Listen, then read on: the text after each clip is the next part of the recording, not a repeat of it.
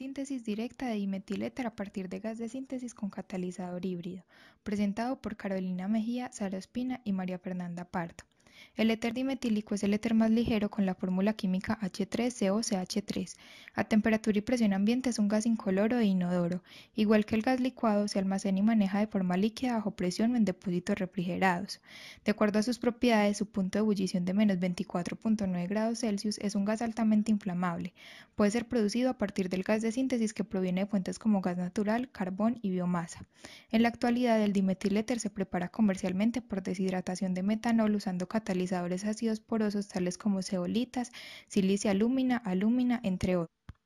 Tiene amplias aplicaciones tales como sustituto de GLP o gas licuado del petróleo, combustible de transporte, propelente o aerosol, materia prima química y combustible de celda de combustible. Además, ha sido identificado como un potencial diésel, tiene una concentración de 34.78% de oxígeno y puede ser quemado sin emisión de hollín.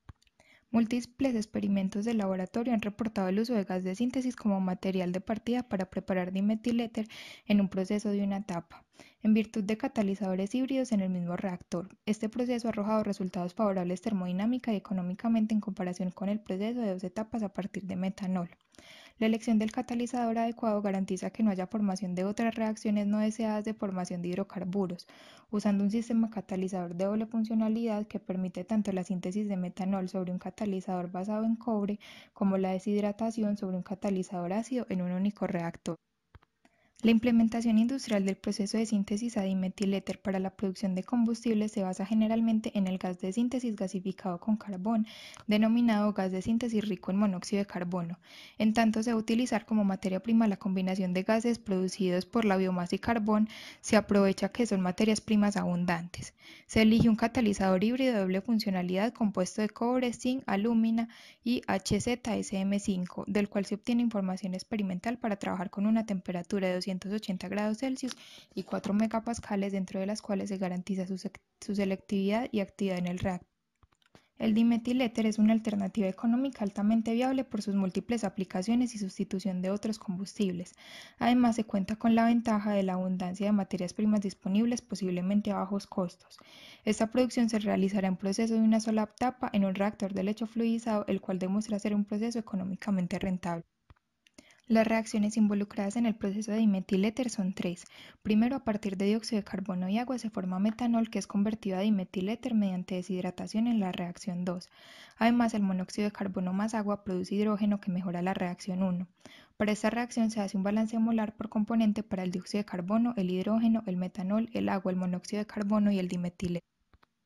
Las expresiones de velocidad para cada reacción se muestran a continuación, donde K1, K2 y K3 son las constantes cinéticas dadas por la expresión de la derecha. PCO2, pH2, PW, PM, PCO y PD son las presiones parciales de cada compuesto en megapascales. KCO2, KH2 y KCO son las constantes de absorción y Kp1, Kp2 y Kp3 son las constantes de equilibrio para las reacciones 1, 2 y 3 respectivamente. Las constantes de absorción están dadas en función de la temperatura por las siguientes ecuaciones para el hidrógeno, el dióxido de carbono y el monóxido de carbono. Además, las constantes de equilibrio para las reacciones 1, 2 y 3 se muestran a la derecha.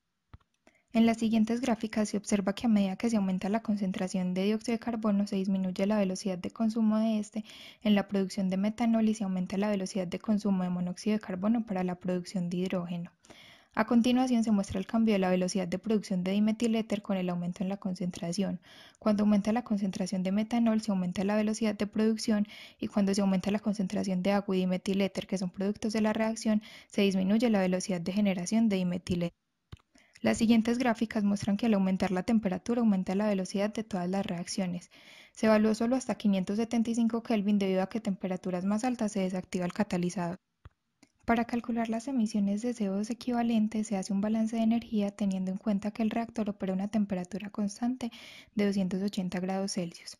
La producción de dimetiléter será de 1.500 toneladas al año, obteniendo un calor generado de 241.31 kJ por segundo, que equivale a 92.2 equivalentes de CO2.